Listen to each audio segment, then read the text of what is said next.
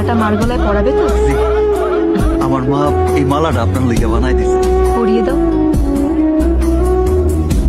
যে মালা গাছে সে পড়া দিলে পড়বে। ও রাজকন্যা, মালা কি সারা রাত গলাতেই থাকবে? ও এখনো গলায়, খেয়ালই করিনি।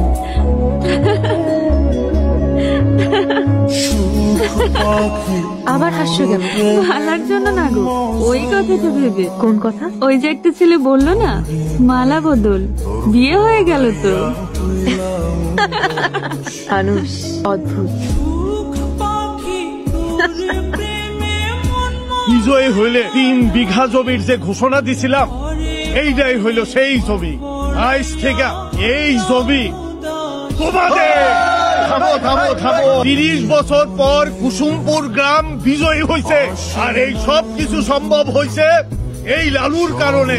তাই লালুর জন্য রয়েছে বিশেষ পুরস্কার। ওই বাজারে আমার 1% জমির উপরে নতুন দোকান ঘরটা আছে না, ওইটা আমি লালুরে দিয়া দিলাম আজ থেকে।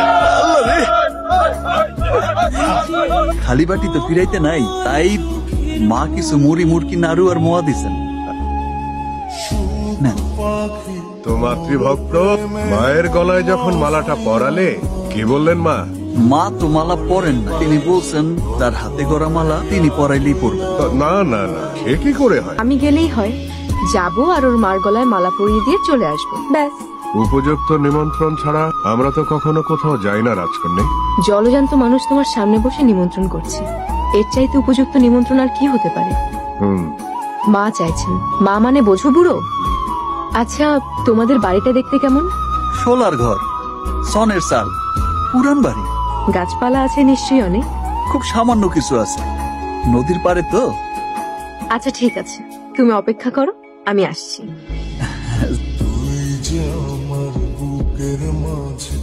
কারে নিয়ে আইলি রে লালু? তোর সঙ্গে রে কেনা? মানে আমার তোর কেনা? বউ। তুই কবে বিয়ে করলি?